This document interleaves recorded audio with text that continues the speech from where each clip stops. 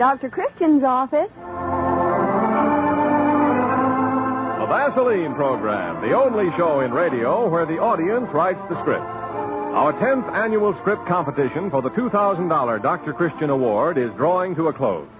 All scripts must be in the mail by midnight next Wednesday, February 28, 1951. So you have just one more week in which to finish up and send in your contribution. Remember, any type script is welcome, so long as it is suitable for use on our program, and everybody is welcome to submit scripts. In addition to the top prize of $2,000, there are 3 $500 prizes, and many more scripts will be chosen for use on this program and paid for at from $250 to $350. You have a story to tell. You may be a winner. You know, in a great many businesses and trades, a man's or a woman's hands are exposed either to weather or to such things as paints, chemicals, and abrasives. Now that more and more people are doing industrial work, that's truer than ever. Maybe you or someone in your family has a job like this. It's tough on hands. So let me tell you about a marvelous, simple routine. Before work, smooth a light protective coating of Vaseline petroleum jelly on your hands. This helps keep grit from grinding into your skin, helps safeguard against infection when the skin is broken, and it makes cleanup easier. Also, after washing, apply Vaseline petroleum jelly again. This brings soothing relief to chapped, sore hands, and it helps promote quick healing of nicks and scratches. Besides, Vaseline petroleum jelly is grand for babies' tender skin and for minor household burns. Get a jar or two of Vaseline petroleum jelly tonight or tomorrow. Only 15 cents for the regular jar and only 25 cents for the large economy size. Thank you, Rosemary DeCamp.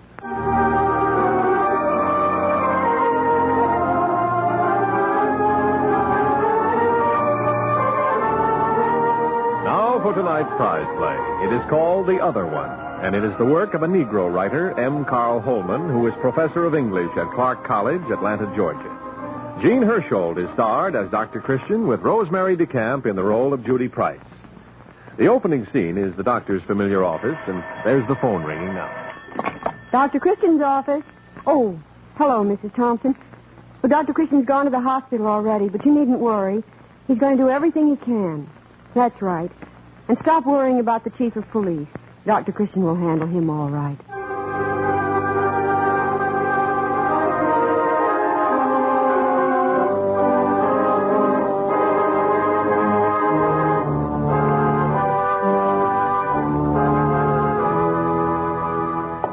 Dr. Christian, I've been here in this hospital for almost 2 hours now, and nobody's let me say a word to this boy, Edward. After all, it's my duty. Duty? Yes, Chief, but I have a duty, too. Now, I would say that in line with your duty, you should be down at the jail, perhaps, talking with Randolph. Randolph? Oh, now listen, Dr. Christian. I've heard enough from Edward about protecting this brother of his without you starting, too. I haven't got time to play games. All I'm trying to say is that your concern has to be with wrongdoing and punishment. And if that is so, then you're interested in Randolph, the criminal. But I need to get the truth out of Edward. You must believe me when I say the best thing for you, for the girl's family, and the people who want to do something sensational and wrong is to let me handle Edward in the way that seems best to me. Because, you see, whatever Randolph is, Edward is a sick boy. And it is my duty to help those who are sick. All right, Doctor. We'll let you have your way for a while. But I still can't see why a boy not even running a temperature now can't answer a few questions. Oh, he'll answer questions, Chief, I believe. Yes, one lie after another. Yes, for a while. But if Randolph can't be counted on to tell us what we need to know, then we must depend on Edward. Huh. And if I am right about Edward, he won't go on lying, Chief. Not if we can be made to see that someone trusts him.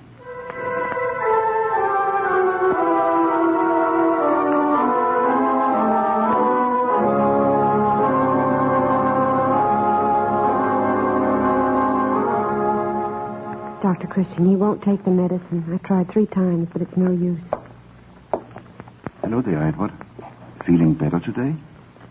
Oh, it's you, Doctor. You've got to help me.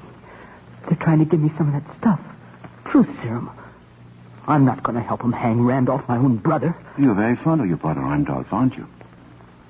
Fond? Fond of Randolph? Well, he... You know, he's my brother. I understand him. So therefore you like him. No, it's not exactly a matter of... Yes, sure I like Randolph. But the thing is, you see, I understand him. He's my brother, and blood is thicker than water. Blood... Yes? Go on, Edward. Why do you stop? That word. I don't like that word. They're always trying to get me to tie it up with Randolph, but I won't do it. Well, don't think about it. Think about something else. Something else? Sure. I don't even have to think about... Doctor. Yes? Did I ever tell you about the bird? The bird I hit one day with a slingshot. I wasn't meaning to do it. I was just a kid. I just let go, never thinking I'd hit it. And when it fell, I wanted to run away. But not Randolph. He picked it up in his hand and just held it there. Listen, he said to me. Feel it. Feel the funny way the heart's beating. You ever hear anything so trembly and so fast? I guess it was then I started watching him. Watching Randolph, you mean? Why? I don't know. I mean, sometimes Randolph worried me. Things he'd do, you know. Things he'd say. He was always a hard one to understand. Lots of people never understood him. But you understood him, Edward? Sure I did. I could have told him to watch out for Randolph. But they didn't understand him. Like Uncle Jake. He'd be glad, all right, to see something happen to Randolph. Well, why? What happened between Uncle Jake and Randolph? It was in Garrity's bar. Randolph was going by, and Uncle Jake called him in. His first time in a bar it was for Randolph. Uncle Jake was already in his cup for good. Randolph, my boy. I hate to knack the province the way you happen along.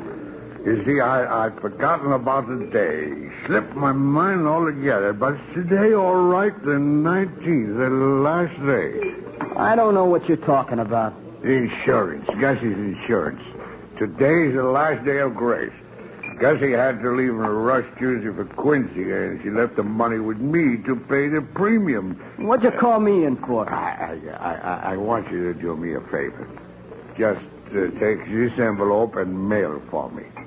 You got to get the money order first, you see. Now, wait. Here's the money, $60. Hurry now. Make the money order out just the way you see the address here on the envelope. Hey, your Uncle Jake will never forget you for this. And here's $1 for you. A whole $1 just for me. Why, thank you, Uncle Jake. Thank you very much. So Randolph mailed the insurance money for your Uncle Jake? Now, that seems to make Randolph look like not such a bad fellow after all, doesn't it? All it'll do is make Randolph look bad in court. What is it that Randolph did? Well, Uncle Jake didn't find out himself until about a week later. Mom couldn't figure why Cousin Gussie was so excited. But, Gussie, Jake, I don't understand all this. I keep telling Gussie there's been some downpool mistake in the insurance office. Get the boy. He'll tell you. All I know is that the letter from the insurance company says the policy has lapsed. They say I didn't pay within the grace period. Jake claims... Claims. I don't claim a thing. I tell you, I was in Garrity's and I saw the boy pass the window. You wanted me, Mom? Hello, Cousin Gussie, Uncle Jake. Here we are. Now, boy, will you put an end to Gussie's foolishness? You wouldn't happen to have that receipt in your pocket somewhere, would you? Receipt? Yeah, the little tag from the money order. Is this some kind of joke, Mom? Oh, Gussie, now listen to me. I've been listening. I'm listening to the boy now. Listen, son, did Jake give you $60 to mail to the insurance company Saturday? I don't know what this is all about. I haven't even seen Uncle Jake in 2 or 3 weeks. So Randolph never mailed the money. And he was proud, I guess, because he had put something over on Uncle Jake, huh? He took the money. And Randolph's going to die because... Because what, Edward? Because of her. You mean the girl? Yes, the girl. because of what he did to her. And what did Randolph do to the girl, Edward? I can't talk about it anymore, Doctor. I just can't.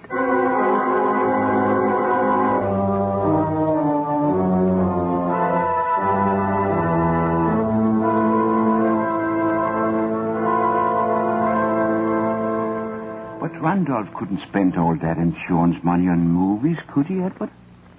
What else did he do with the money? He bought the sport jacket. The sport jacket? But didn't you tell the chief of police that you didn't know anything about the sport jacket? He was trying to hurt Randolph. But Mom was telling the truth when she said she'd never even seen the jacket. The man down at the store told Randolph the jacket made him look like a college man. And nobody at school had a jacket like that. Not even Jip Jennings. Jip Jennings, the football player? Yeah, but he didn't have a jacket like Randolph's. See, what Randolph did was keep the jacket in his locker at school so nobody around home could ask questions. He'd wear it around school all day until time to go home. And people noticed it all right. Why, even she noticed it. You mean the girl, Edward? Sure. She noticed how different he looked. That he wasn't just a drip. Her locker was next to his. And one day after assembly, she spoke to him. Hi there. Oh, hello. Say, isn't that a new jacket you're wearing? Yeah, I guess. Yes, it is. Oh, it's smooth. I mean, honest, it's really handsome. Oh, I'm glad you like it, Miriam. Oh, well, see you around. Sure. That's what she said, Doctor. And it wasn't the only time she talked with him either. He started writing her name in his notebook. Miriam. Miriam Winslow. The one they call that popular redhead in the school paper. The girl they're talking about now in the newspaper, even when they don't use her name. You say Randolph is smart, Edward, but does he always really look out for you? Sometimes he'll do something and, well, it's pretty rough. Like that day in the school cafeteria. I was talking to some of the fellas when Jip Jennings came over. Hiya, fellas. Say, Eddie, I was wondering if you could tell me what time it is. What time? Sure. I mean, I don't know. What do you mean you don't know? You've got a watch, haven't you? Sure he's got a watch. Started to pull his sleeve back just now and look at it. We saw it from the table across the aisle. Come on, Eddie, let's have a look. Say, what's the matter, you guys? Sure, he's got a watch. Recognize it, Jip? That's it, all right. Where'd you get the watch, Eddie? What are you guys trying to pull? Who do you think you are, huh? Somebody gave me this watch. That's Chris's watch, Eddie. I helped his dad pick it out for him. Yeah. And when I came out of gym Tuesday to get my things out of the locker room, it was gone. I'm not even in your lousy gym class. Yeah, but you take gym the next hour. I found out that much. All right, take it easy, Chris. No point making a big thing out of this. It's your watch, all right. And Eddie says somebody gave it to him. Maybe somebody did. All he's got to do now is tell us who gave him the watch. That's the guy you ought to be sore at. All right. Well, who gave it to you, Eddie? Here. Take the crummy watch. And if you think I'm going to tell you anything, you're crazy. And it wasn't just that time either, was it, Edward? You had to take the rap, so to speak, for Randolph before, haven't you? But you don't understand how strong Randolph can be, Doctor. You just don't understand. He liked to call himself the Kid. Or sometimes he called himself the Great Geronimo.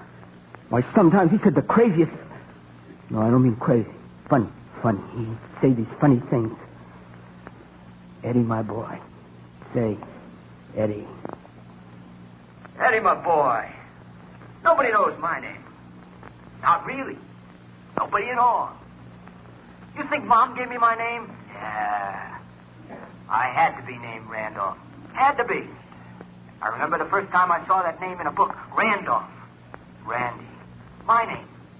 The name for me. Because I'm no ordinary nobody. I'm not like you, for example, Eddie. I'm a handsome guy. And smart. I got plans I haven't even started working on yet. I don't have to play football. Football's for drips, like Jip Jennings. I'm going to do great things. I can be the greatest. You realize that? Writing books and symphonies. There's never been a movie like the movies I can make. Lights, action, camera. Girls, Eddie. girls. And horses, and guns, and technicolor. The music rocking you out of your seat, Eddie.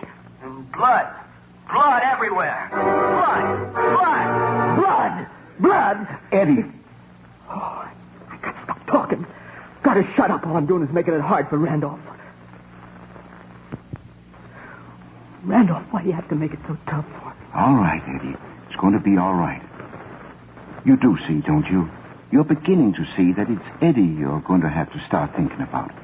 That Randolph is bad for you. Always has been. I don't know, Doctor. I can't figure. I keep thinking about what happened to the girl and that stuff in the papers and Randolph in jail. What kind of cell have they got him in? I keep trying to see it in my head, what it must look like, but I can't. Try forgetting about Randolph and thinking about Eddie for a change. Try to see this whole thing in terms of Eddie and what would be best for him. Will you do that, Eddie? Forget about Randolph. Think about Eddie. Think about Eddie.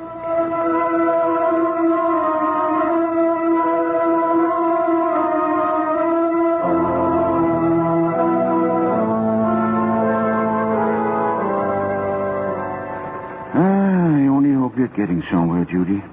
I think maybe we are. I'm sure of it, Doctor. Oh, yes, I talked to the girl's parents, and Chief Armstrong says a knife has been found. You don't say. And don't tell me they found it just where you suggested it might be. That's where it was, all right. The chief says he should have hired me away from you a long time ago. Oh, not on your life. But at least maybe it'll help persuade the chief to do the thing our way. Remember now to tell the others to be ready and to do and say just what I ask. All right, Doctor.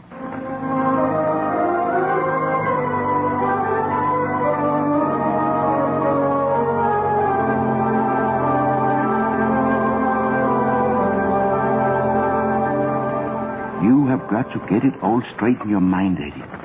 It's our only chance of helping Randolph, of helping your mother. Now, let's go back to the jacket, son. Your mother, remember, said she couldn't understand about the jacket. I'd never seen it until the morning after the thing happened.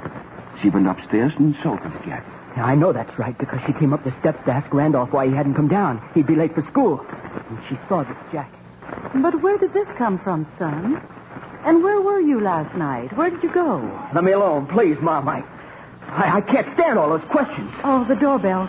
Go downstairs and catch it for me. It may be the man about the stove. No, I can't go down. I can't go. I've looked in the rack to make sure, and it's not there. The knife's not there. What knife are you talking about? You confuse me so. Wait. After I go and see who's at the door, I want to have a talk with you. No, Mom, don't do it. Don't do what? What's wrong? Don't go to the door, Mom. Let them think nobody's home. They'll go away if nobody answers the door. They? What they are you talking about? The police. It's the police, Mom. Now, don't let them in, please. I didn't know Randolph had been that night. But you knew, didn't we?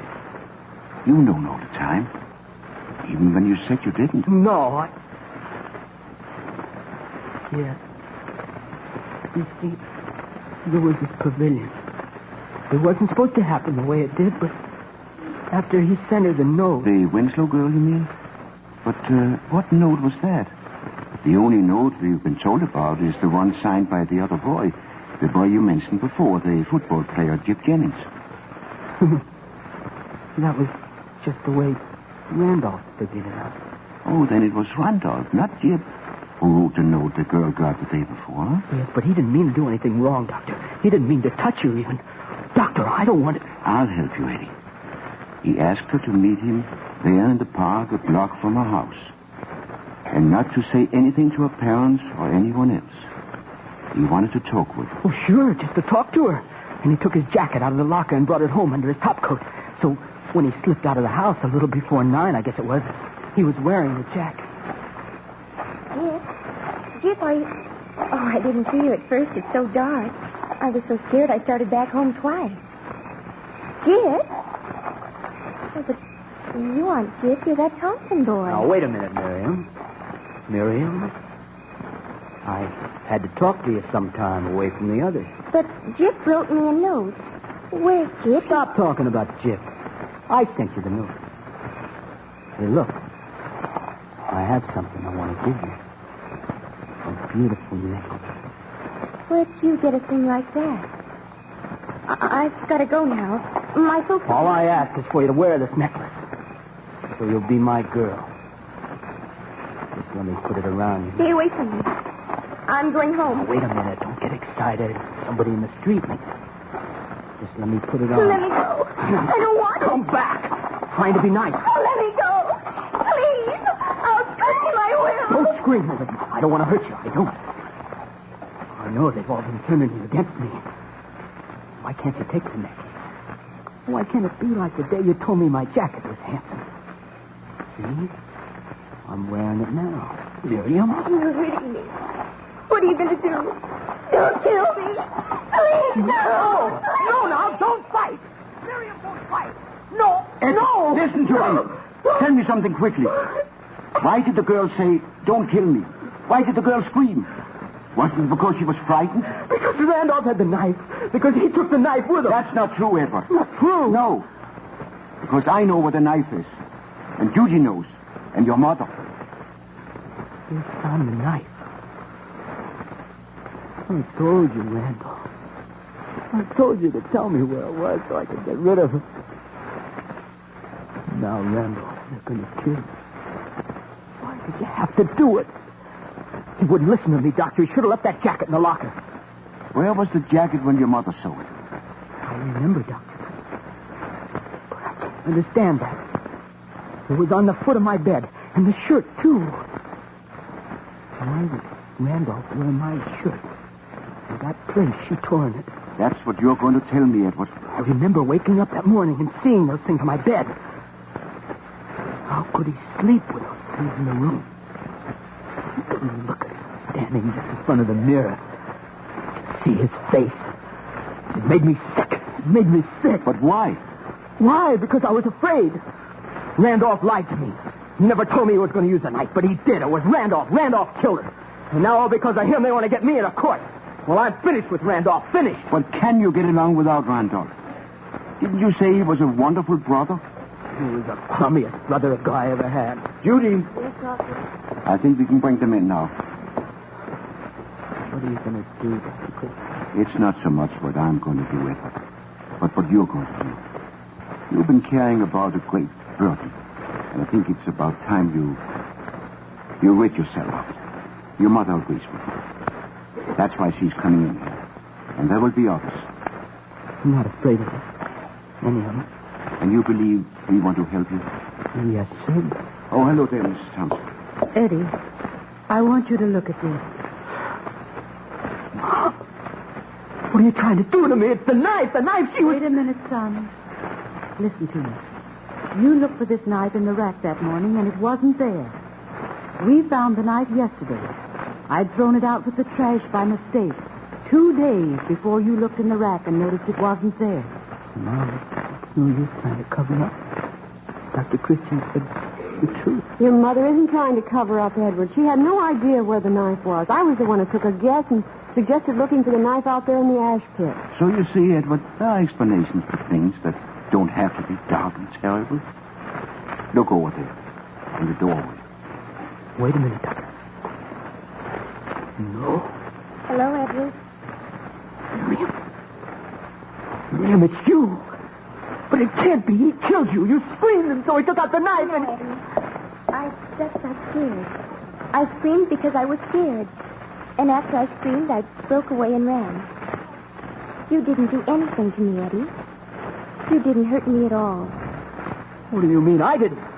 What does she mean, Doctor? What did she say, Edward? Me. She said I was the one. She said I didn't hurt her. Tell her about Randolph, Doctor. Tell her. You tell her, Edward. Tell all of us. Tell us where Randolph is now.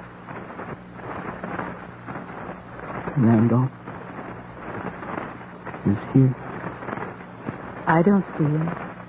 Who is this Randolph, son? Don't be afraid. Tell her. There wasn't any Randolph. I was Randolph.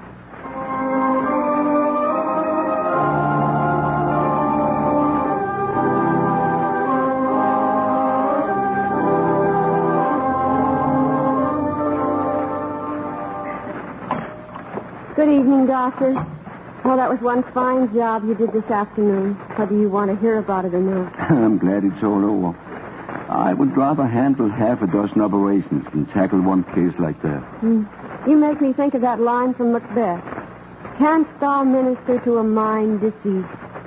Pretty tough question, Judy. And I don't mind saying that there is a sense of achievement in being able to answer, even in a limited and perhaps rather amateurish way. Yes, I think so.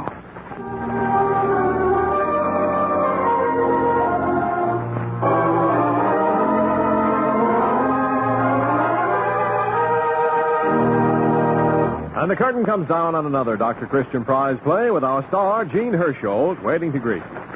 Every day, more and more men are making the Vaseline Hair Tonic 10-day test. Men from coast to coast who have that dry scalp feeling are discovering how handsome their hair can look, how good their scalp can feel. Now, whether you use another hair tonic, water, or nothing at all, why don't you try Vaseline Hair Tonic for 10 days and look for these two remarkable improvements? First, dry scalp is checked, and so is embarrassing loose dandruff. Second, hair looks more handsome. Vaseline Hair Tonic makes even dry, unruly hair easy to comb, keeps it neatly in place. You see, Vaseline Hair Tonic supplements the natural scalp oils your hair needs to look its best. Your scalp needs to feel its best. So start your Vaseline Hair Tonic 10-day test today. It's easy and economical. A little goes a long way. For better-looking hair, for a better-feeling scalp, for double care to both scalp and hair. Check dry scalp with Vaseline Hair Tonic. Get a bottle tonight or tomorrow and start your own 10-day test. Now, here is Jean Hersholt.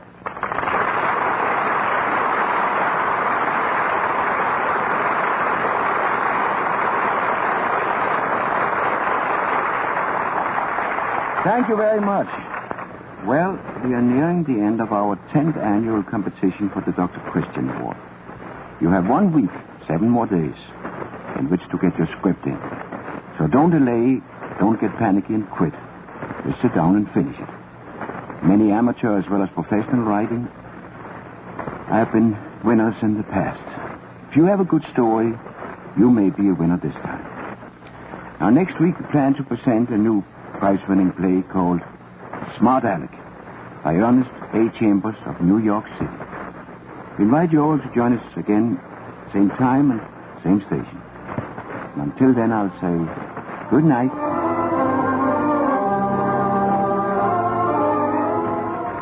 These cold, blustery days, when you take a good look in the mirror, you're apt to notice that your lips are rough and chapped. And if they're really chapped, you'll know it even without a mirror, just by the way your lips feel. Yes, but that shouldn't bother you as long as you've got Vaseline Lip Ice on hand. Sure, because Vaseline Lip Ice brings grand relief from those sore, cracked lips. As soon as you apply it, Vaseline Lip Ice starts its soothing work. Helps heal those irritated lips much, much faster. And to really protect your lips against chapping, apply Vaseline Lip Ice before going outdoors. And carry that handy stick with you and use it when needed. Also, you'll find it's wonderfully healing for cold or fever sores. Keep several sticks of Vaseline Lip Ice handy, one for every member of the family. It costs only $0.25. And remember, when you buy, to look for the trademark Vaseline. That trademark, owned by the Cheeseboro Manufacturing Company, is your guarantee of absolute purity.